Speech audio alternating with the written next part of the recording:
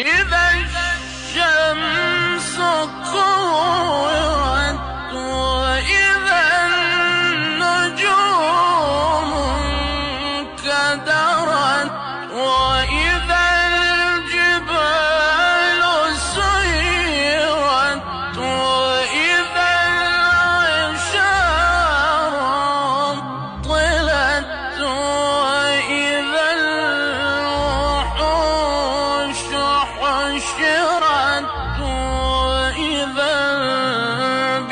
البحار سجرت